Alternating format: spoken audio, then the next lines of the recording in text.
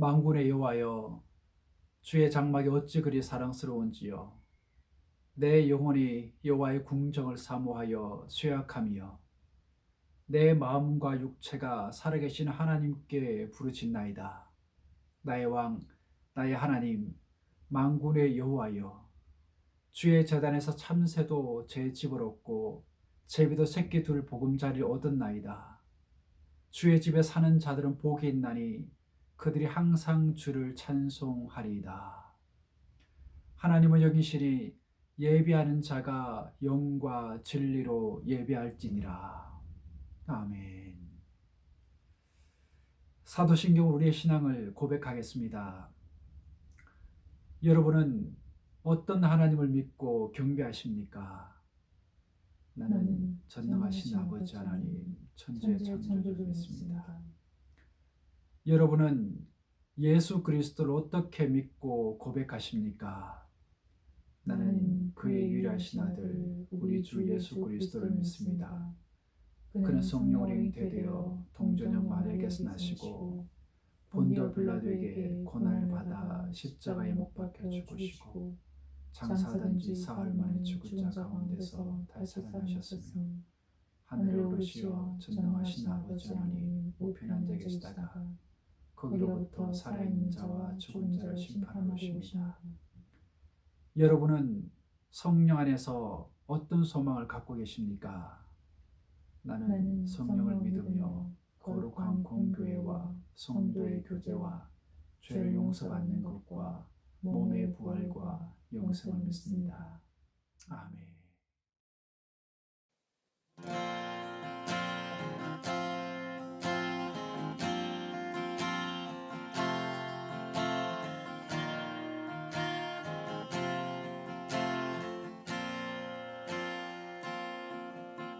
내가 누려왔던 모든 것들이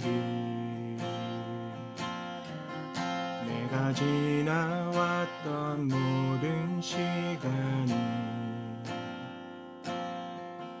내가 걸어왔던 모든 순간이 당연한 것 아니라 은혜였어. 아침해가 뜨고 저녁에 노을 봄의 꽃향기와 가을의 열매 변하는 계절의 모든 순간이 당연한 것 아니라 은혜였어. 모든 것이 은혜, 은혜,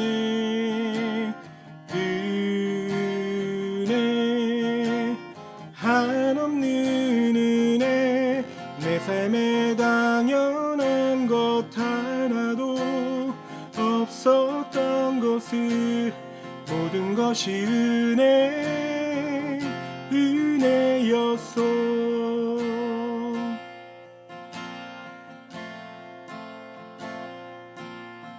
내가 이 땅에 태어나 사는 것 어린아이 시절과 지금까지 숨을 쉬며 살며 꿈을 꾸는 삶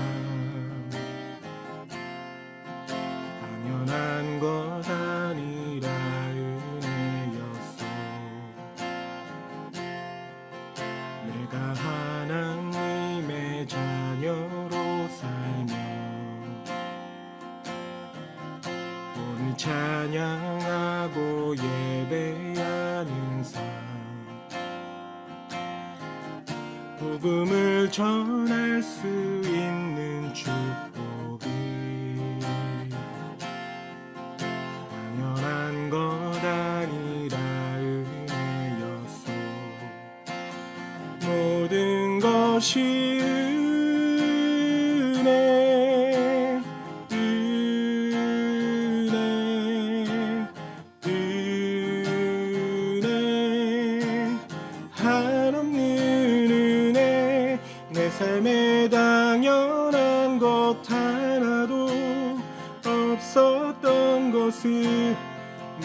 것이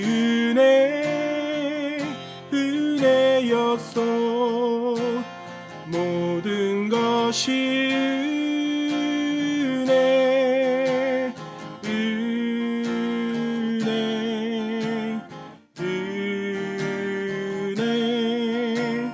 한없는 은혜. 내 삶에 당연한 것 하나도 없었던 것을 모든 것이 은혜였소. 모든 것이 은혜였소. 모든 것이 은혜였소.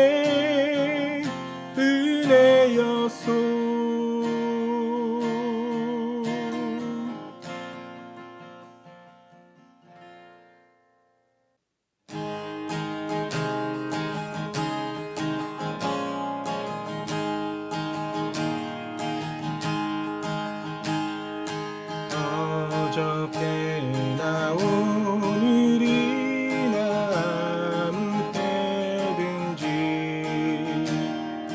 영원토록 변함없는 거룩한 말씀 믿고 순종하는 이의 생명 되시며 양없이 아름다운 기쁜 말일세. 풍랑이는 바다 위로 걸어오시고 갈릴리의 험한 풍파 잔잔케 하고 겟세마네 동산에서 우리 위하여 눈물 짓고 기도하신 고난의 주님. 어저께나 오늘이나 영원 무궁히 한결같은 주 예수를 찬양합시다. 엠마오로 행하시던 주님 오늘도 한결같이 우리 곁에 함께 계시고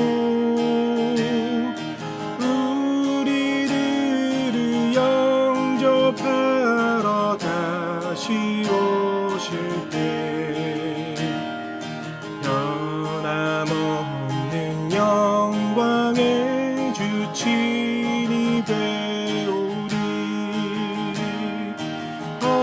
어저께나 오늘이나 영원 무궁히 한결같은 주 예수를 찬양합시다. 어저께나 오늘이나 영원 무궁히 한결같은 주 예수를 찬양합시다. 세상 지나고 변할지라도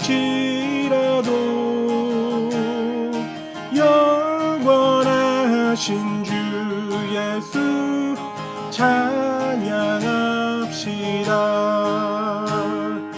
영원하신 주 예수 찬양합시다.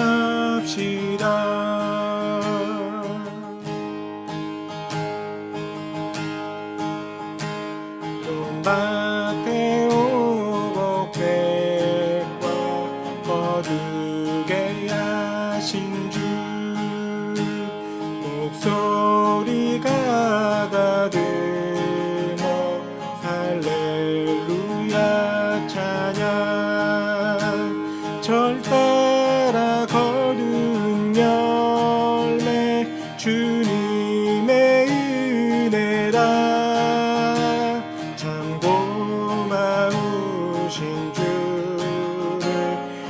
찬양하여라. 사막의 샘이 솟아 꽃피게 하시니 시냇물 노래하고 산들은 춤추네. 메마른 모든 땅에 담비를 주시고 보고 풍성하게 주복을 주셨네. 은혜로 거둔 곡식 주 앞에 비치고 구원을 받은 이 몸 주님께 바치세. 겸손히 무릎 꿇어 마음을 드리고 생명을 주신 주께 다 경배 드리세. 생명을 주신 주께 다 경배 드리세. 다 경배 드리세. 다 경배 드리세.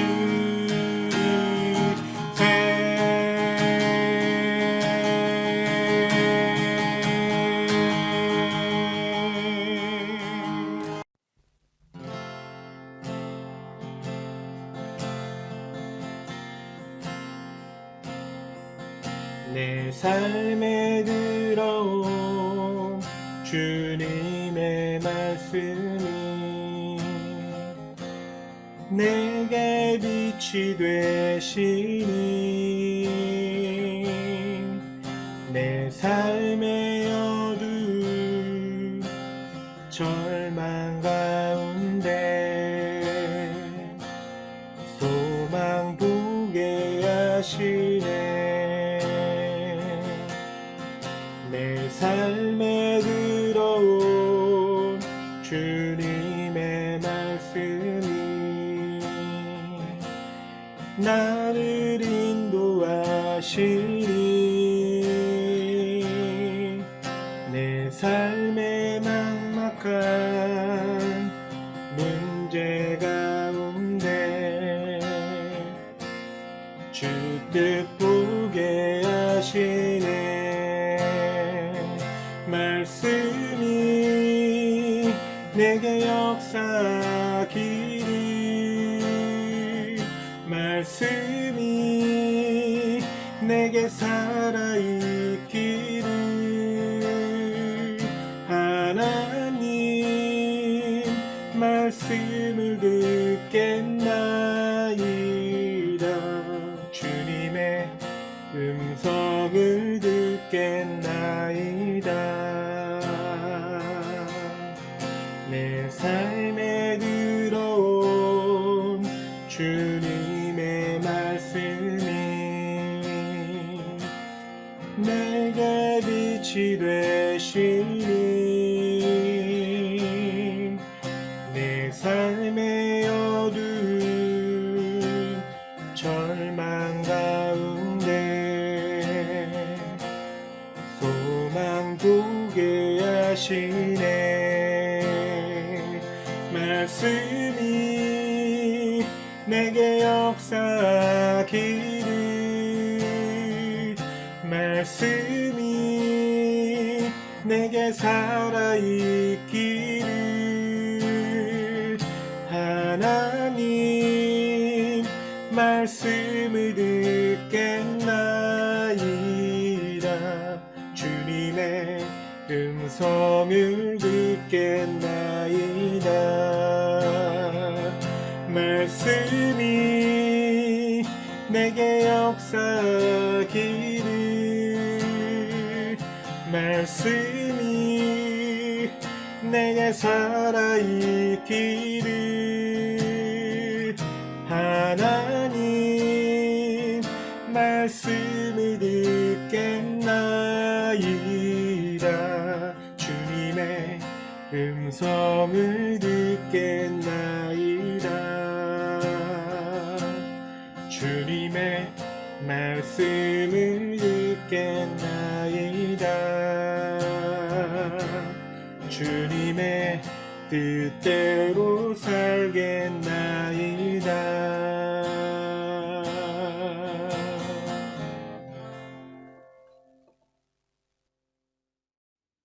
이 세상에 존재하는 호흡이 있는 자로부터 영원히 찬양과 영광과 존귀를 받으시기에 합당하신 하나님, 주 이름을 높여 찬양합니다. 도저히 저희들의 의로서는 천국 백성이 될 수 없는 저희들을 예수 그리스도의 보혈의 은혜로 주님의 자녀로 삼아주시고 또한 예배자로 삼아주심에 너무나 감사드립니다. 그 옛날 아브라함과 함께 하셨던 그 하나님은 오늘 이 순간 여전히 우리에게 동일한 은혜와 사랑으로 함께하건만 우리는 여전히 주와 더불어 적절히 살아가며 그것을 당연시 여기며 합리화시키며 살아가는 모습이 오늘날 우리가 살아가고 있는 현실임을 고백합니다. 이러한 삶에 대해 용서를 구한 것조차 너무 죄송합니다. 하지만 하나님, 용서해 주시옵소서. 풍요한 물질과 문화와 문명의 발전이란 광명한 천사의 옷을 입고 우리의 삶 속에 점점 깊이 파고들어 우리로 하여금 천국의 소망보다는 세상을 사랑하고 세상에 안주하고 싶게 만드는 사단의 교묘한 계략을 보고 깨달을 수 있는 영적인 능력을 주시옵소서.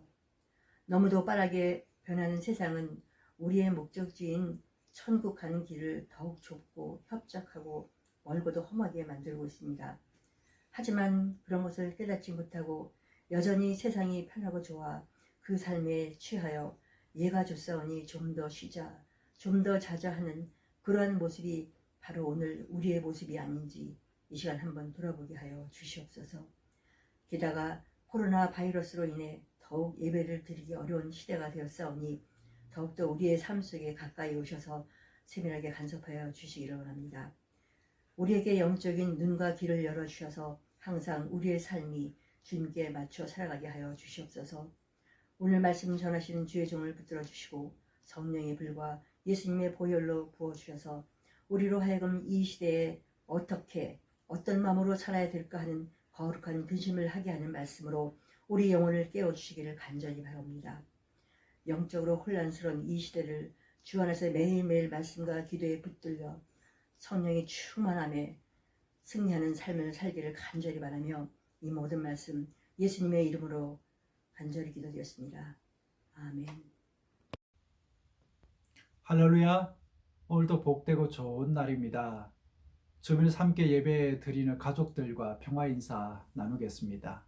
주님의 평화가 함께하길 원합니다. 주님의 평화와 함께하길 원합니다.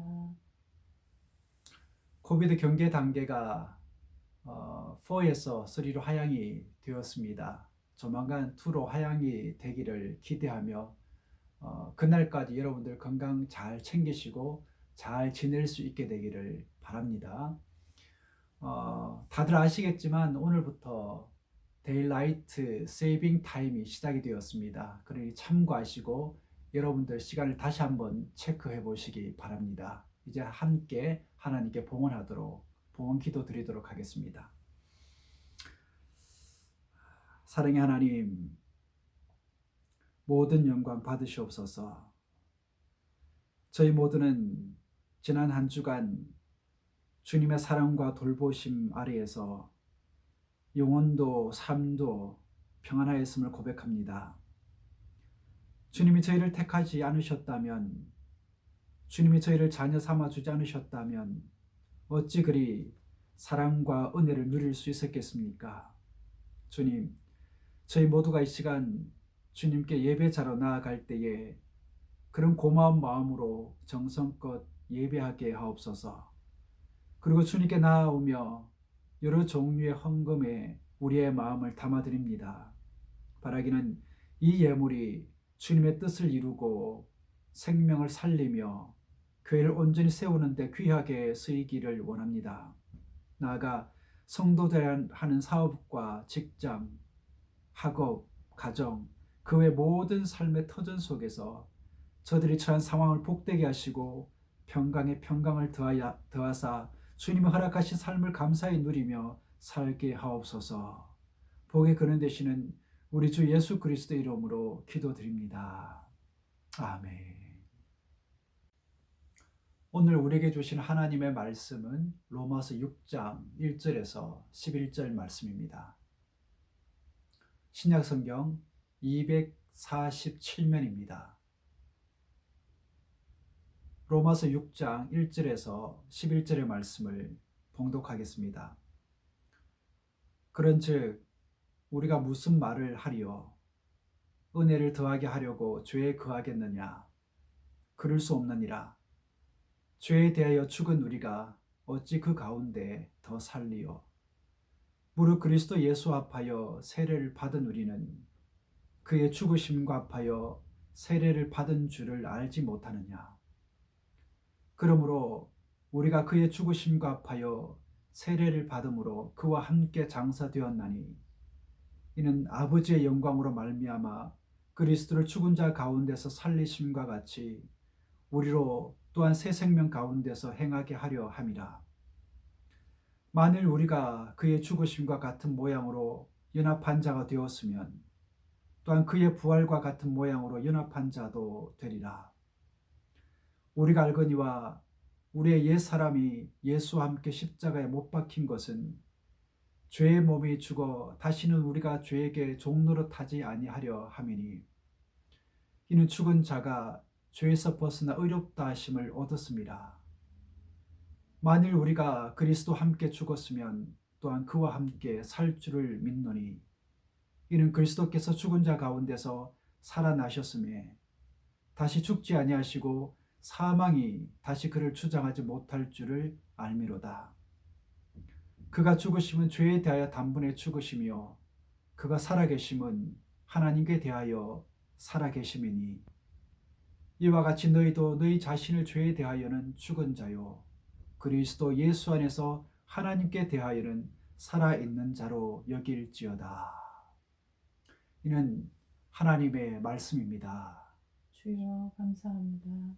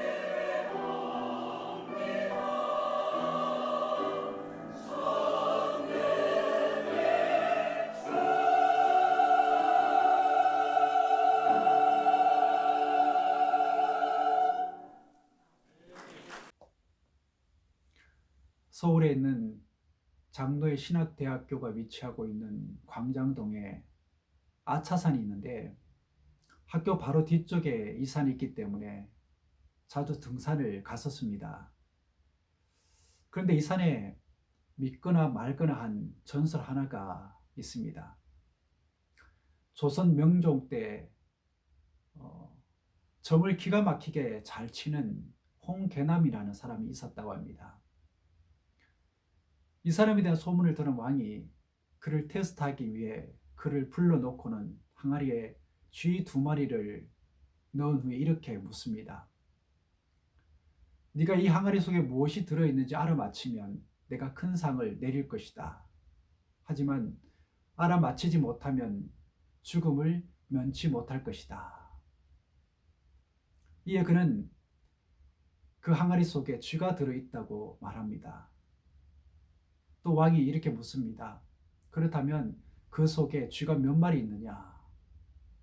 이에 그는 그 속에 쥐가 7마리 들어있다고 말합니다.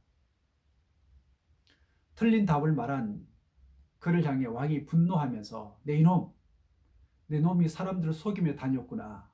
그 속에는 쥐가 2마리밖에 없느니라 고 말하면서 그를 사명에 처하도록 명령을 내립니다. 그렇게 해서 그는 형장으로 끌려가게 되지요. 그런데 시간이 좀 지난 후에 왕이 어떤 생각이 들었는지 모르겠지만 포조를 불러서 암놈의 배를 갈라보라고 말을 합니다.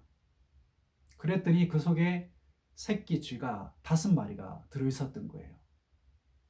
이것을 보고는 자신이 실수한 걸 알게 된 왕이 형 집행을 멈추게 하기 위해 사람을 급히 보냅니다.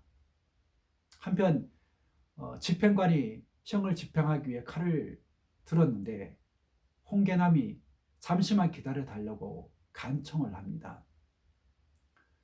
주께서는 하는 사람의 부탁인지라 집행관은 형 집행을 잠시 멈추게 됩니다.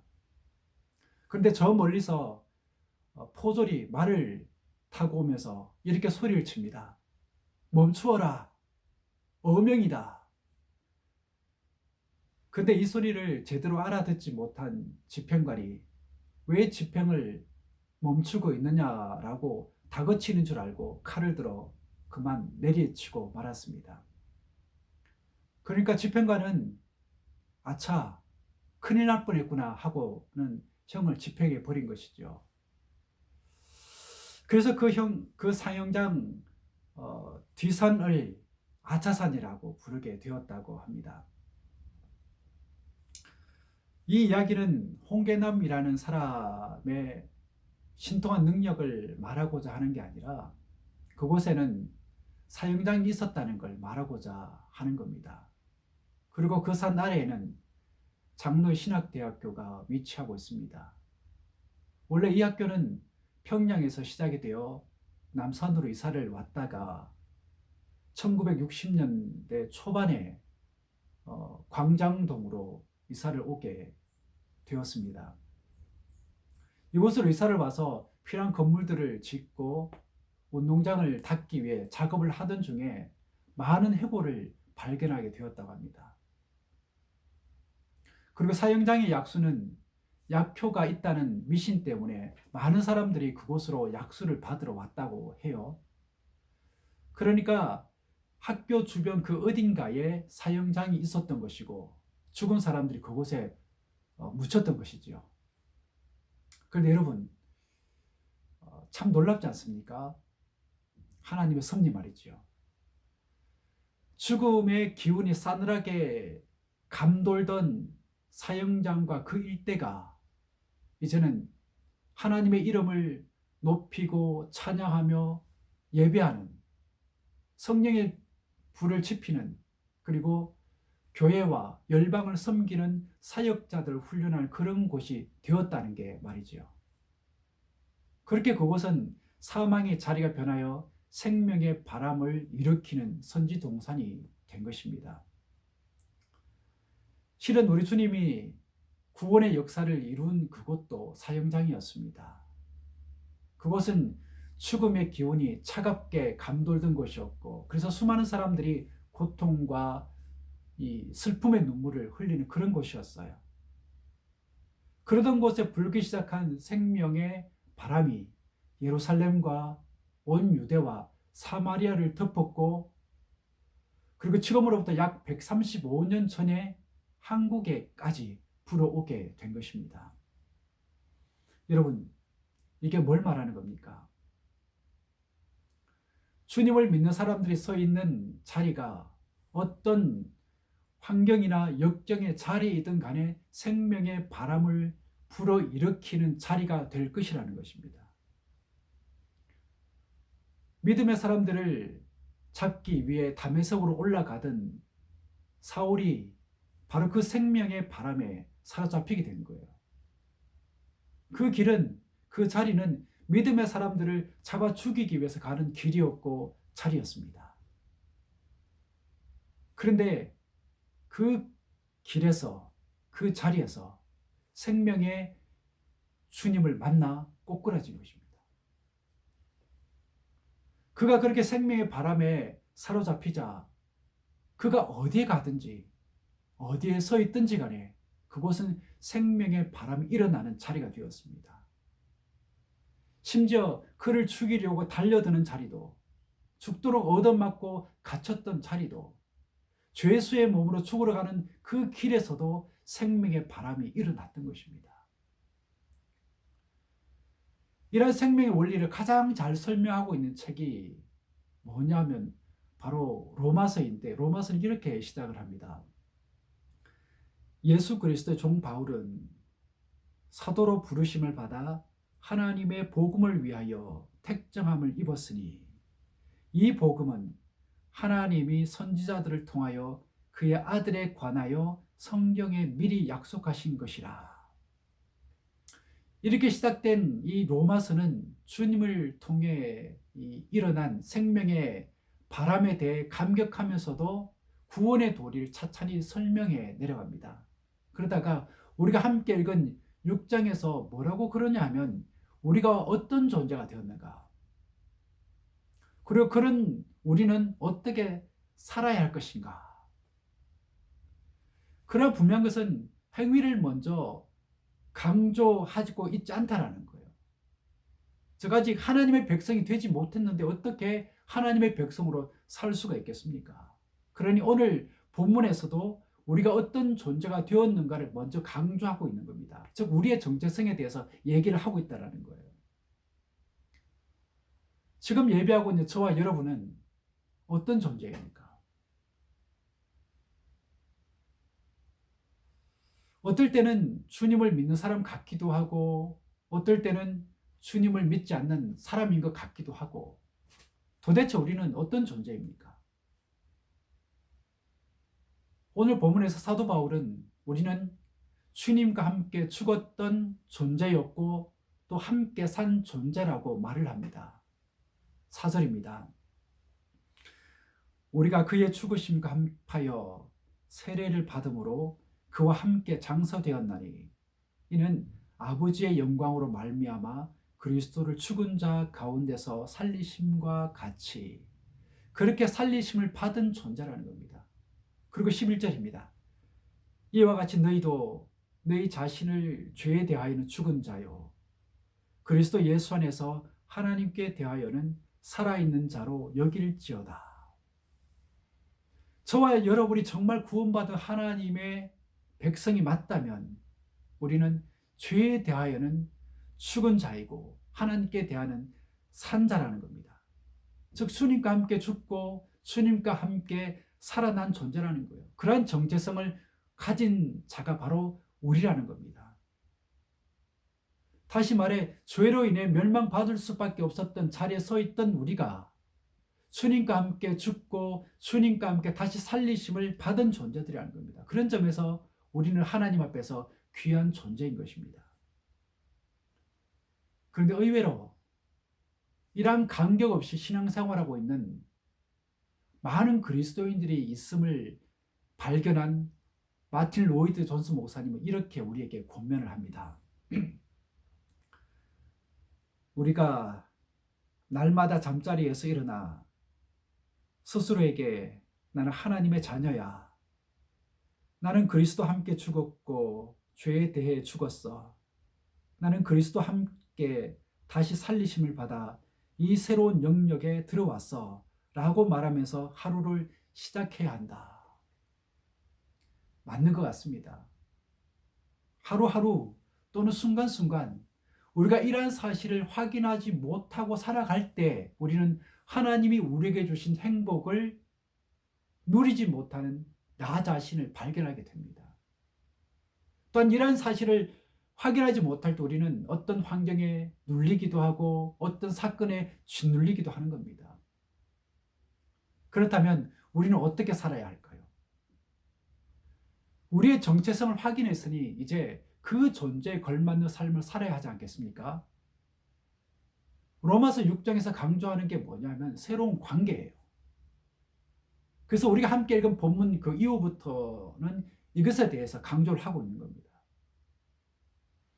즉 이제는 우리가 주님과 함께 살아난 존재, 그래서 하나님이 어렵다고 인정해 주는 존재가 되었으니 죄가 우리를 지배하지 못하게 하라. 너희 지체를 불의의 무기로 죄에게 넘겨주지 말고 의의 무기로 하나님께 드리라고 말씀하고 있는 거예요. 그런 걸 다시 뭐라고 얘기합니까? 우리의 정체성에 대해서 이렇게 얘기를 합니다. 너희가 본래 죄의 종이더니 죄로부터 해방되어 의에게 종이 되었다 라고 우리의 신분과 정체성의 변화가 분명히 있었음을 얘기를 해주고 있습니다. 여기서 말하는 해방이라는 것은 노예 해방을 말하는 것인데 당시 주인의 재산이었던 노예가 주인의 은혜로 풀려나게 되면 자유함을 얻게 됩니다. 그건 그의 신분이 180도 달라졌다는 걸 말을 하는 거예요. 그리고 그렇게 달라진 존재라면 이제는 더 이상 죄의 종이 아니라 하나님의 종으로 살아가야 한다고 말을 하고 있는 겁니다. 그러니까 죄에 대해서는 죽고 하나님과 말씀에 대해서는 살아있는 자로 살아야 한다라고 얘기를 하고 있는 거예요. 그렇게 살면 마치 바보가 되는 것 같지만 진정한 영적 힘이 바로 거기서 나온다는 것을 우리는 알아야 됩니다. 이것을 너무나 잘 알고 있었던 영국의 종교개혁자 존 낙슨이 이렇게 말을 합니다. 하나님을 두려워하고 죄를 무서워하는 사람 100명만 저에게 주십시오. 제가 지옥문을 흔들어 놓겠습니다.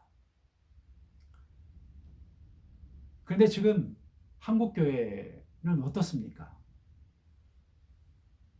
반기독교적인 정서가 팽배한 시대를 살아가고 있고 여러 종교들 가운데 가장 신뢰도가 낮으며 성장 지수 역시 뒷걸음치고 있습니다. 이러한 때 지도자들은 복음과 교회의 영광을 지켜내기 위해 뼈를 깎는 각오로 교회를 바로 세워야 할 것이고 성도들은 다시 빛과 소금으로 살아야 합니다.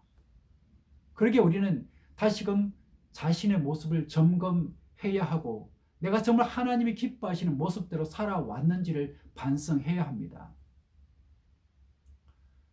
물론 한국교회가 이렇게 선한 영향력을 잃어가는 원인을 단정적으로 말을 하기는 쉽지 않지만 그래도 그 원인을 이렇게 진단해 볼 수 있습니다. 즉 믿는 자들이 믿는 자답게 살지 못해서이고 교회는 하나님의 말씀대로 바로 서지 못했기 때문이라는 겁니다.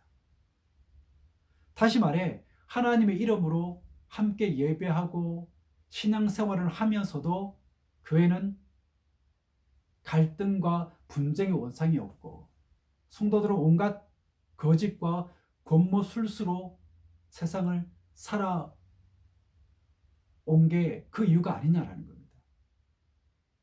또한 이 땅의 가치관으로 교회를 세우고 외형주의나 물질주의와 적당하게 타협하며 세월을 보냈기 때문에 이러한 결과가 오지 않았냐라는 것입니다. 본문은 말을 합니다. 은혜를 더하게 하려고 죄에 거하겠느냐? 그럴 수 없다. 즉 죄된 습관, 이 잘못된 습관, 잘못된 삶의 모습을 고쳐 나가야 한다고 얘기를 하고 있는 거예요. 물론 습관을 고친다는 게 그리 쉬운 일은 아닙니다. 하지만 우리가 하나님의 백성이 되어 하나님 앞에서 사는 존재라면 바르게 사는 운동, 진실하고도 거룩하게 사는 운동을 쉼없이 펼쳐나가야 하는 것입니다. 삭개오를 여러분은 다들 아실 겁니다. 그리고 로마 제국의 강력한 권력의 편성에 세금을 과하게 얻어서는 부자가 되긴 했지만은 다른 사람들로부터는 민족의 반역자로 그리고 인간 취급받지 못하는 그런 사람이었습니다. 여러분, 부자가 되면 정말 행복해질까요? 영적 갈급함과 공허함을 안고 살아가고 있던 그는 주님이 자신이 살고 있는 도시를 지나간다는 소식을 듣게 됩니다. 그 갈급한 마음을 가지고 그는 주님께 나아갔고 주님을 만나게 되었고 그 만남 속에서 그는 구원의 놀라운 복을 얻게 됩니다. 그렇게 자기 인생에 찾아오신 그 주님 앞에서 그는 결단했고 이전과는 전혀 다른 삶을 살아가게 됩니다. 즉 주님을 만난 사람답게 그의 지갑이 회개를 했고 그의 삶은 회복이 됩니다. 그렇게 그는 하나님의 사랑받는 사람이 되어 갔습니다. 그렇게 그는 더 이상 죄의 종이 아닌 그리고 물질에 매여 사는 수존노가 아닌 주님의 종으로 그리고 말씀에 사로잡힌 사람이 되어져 갔던 것입니다. 중요한 것은 오늘부터 작은 실천이라도 하는 겁니다. 즉 죄에 대하여는 죽은 자이고 하지만 하나님께 대하여는 산 사람으로 그렇게 살아가는 거예요. 11절을 말을 합니다. 이와 같이 너희도 너희 자신을 죄에 대하여는 죽은 자요 그리스도 예수 안에서 하나님께 대하여는 살아있는 자로 여길지어다. 그렇다면 죄에 대하여 죽은 자로 살아가는 삶의 결과는 어떨까요? 바로 영생입니다. 본문 23절은 이렇게 말을 합니다. 죄의 삭은 사망이요 하나님의 은사는 그리스도 예수 우리 주 안에 있는 영생이니라. 삶은 결단이자 삶입니다. 즉 그렇게 살아내는 거죠. 그렇게 우리는 아주 작은 것이라도 그렇게 해야 합니다. 하나님은 우리 모두에게 물질을 주셨고 건강을 주셨으며 오늘 그렇게 살 수 있는 기회를 주셨습니다. 그 모든 것들을 이용해 그렇게 살아내야 하는 거예요. 곰보빵이라는 책에 이런 내용이 있어요. 곰보빵이라는 이름 때문에 마음의 상처를 받은 아이는 아무리 배가 고파도 곰보빵을 먹지 않았다고 합니다. 그런데 어느 날부터인가 사람들이 소보로빵이라는 이름을 붙여주었고 그 아이는 그때부터 곰보빵을 먹게 되었다는 겁니다. 이 책의 저자는 사랑은 그리 어려운 게 아니라고 말을 하면서 이렇게 이야기를 합니다. 예쁘다고 말해주는 거, 잘했다고 말해주는 거, 함께 가자고 손을 잡아주는 거, 그게 사랑이야. 활짝 핀 꽃처럼 그냥 한번 웃어주는 거, 그게 바로 사랑이야. 무역의 요충지였기 때문에 여리고는 돈이 넘쳐났지만 살벌했던 곳이었습니다. 그랬기 때문에 영적으로는 점점 더 황폐해져 가던 그런 곳이었습니다. 그런 곳에 주님이 와서는 만나는 모든 사람들을 사랑하셨어요.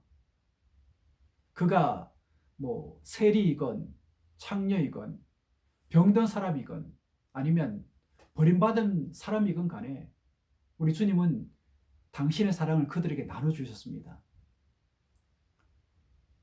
주님이 살아내신 삶의 핵심이 뭐냐 하면 나눔이었고 사랑이었으며 관심이었습니다. 즉 함께 가자고 손을 내미는 것이었고 좀 더 베푸는 것이었으며 좀 더 귀하게 여겨주는 것이었습니다. 또는 예쁘다고 말해주는 것이었고 잘했으면 잘했다고 말해주는 것이었습니다. 곰보방의 작가는 또 이런 이야기를 우리에게 들려줍니다. 약 10여 년 전에 자기 결혼식에 친한 친구가 오지 않아 기다리고 있는데 아기를 등에 업은 친구의 아내가 대신 참석하여 눈물을 글썽이면서 축의금 13,000원과 편지 한 통을 건네주었다. 친구가 보낸 편지에는 친구야, 나 대신 아내가 간다. 가난한 내 아내 눈동자에 내 모습도 함께 담아 보낸다. 하루 벌어 하루 먹고 사는 리어카 사과 장사가 이 좋은 날 너와 함께 할 수 없음을 용서해다오. 사과를 팔지 않으면 아이가 오늘 밤 분유를 굶어야 한다. 어제는 아침부터 밤 12시까지 사과를 팔았다. 온종일 추위와 싸운 돈이 13,000원이다. 하지만 슬프지 않다. 나 지금 눈물을 글썽이며 이 글을 쓰고 있지만 마음만은 너무 기쁘다. 아내 손에 사과 한 봉지를 들려보낸다.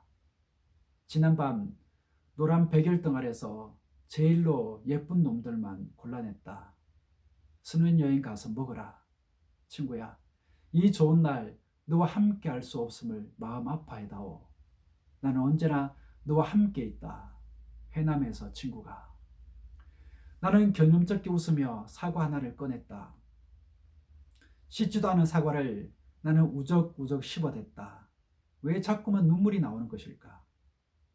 다 떨어진 신발을 신은 친구 아내가 마음 아파할 텐데 멀리서도 나를 보고 있을 친구가 가슴 아파할까봐 나는 이를 사려 물었다.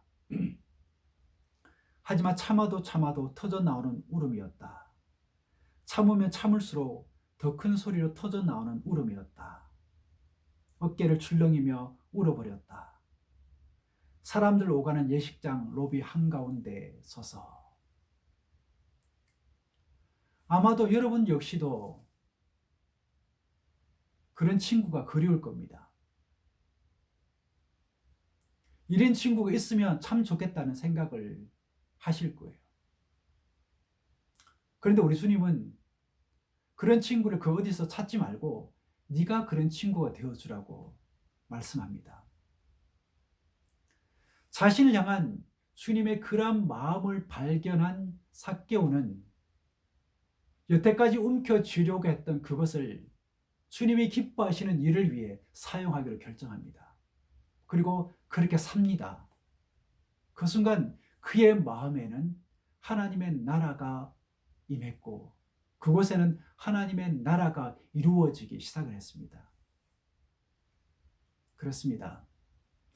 우리가 만약 주님과 함께 십자가에 죽었고 주님의 보혈로 죄의 씻음을 받았으며 주님의 부활과 함께 다시 살아난 존재가 되었다면 먼저 손을 내미는 사람으로 살아야 합니다. 그렇게 생명의 바람을 일으키는 존재가 되어야 합니다. 그것을 위해 하나님은 우리에게 시간을 주셨고 건강을 주셨으며 물질을 주신 겁니다.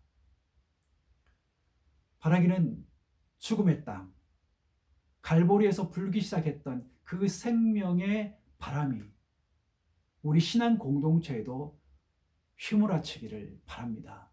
그래서 갈등과 미움, 냉랭함의 자리가 하나님을 찬양하고 예배하는 서로 따뜻하게 품어주는 사랑해주는 그런 생명의 자리로 변화되기를 간절히 축복합니다. 기도하겠습니다. 주님, 이 자리가 생명의 자리가 되길 원합니다. 우리가 있는 이 자리가 생명을 살리고 생명을 풍요롭게 하는 자리가 되길 원합니다. 우리로 하여금 그러한 역사를 일으키며 살게 하옵소서. 그 일에 우리로 하여금 결단하게 하시고 헌신하게 하옵소서. 그렇게 우리의 생각과 삶이 주님을 닮아가게 하시고 그런 우리를 통해 생명의 성령이 역사하여 주옵소서. 그래서 우리의 삶이 이 땅에 빛과 소금이 되기를 원합니다. 이제는 우리 주 예수 그리스도 은혜와 하나님 아버지의 사랑하심과 성령의 교통, 감화, 역사하심이 주의 모든 성도들과 그 가정, 사명으로 주신 일터 위에 그리고 뉴질랜드와 이 지역, 나아가 사랑하는 우리의 조국과 민족 위에 언제나 함께 하시기를 간절히 축원하옵나이다. 아멘.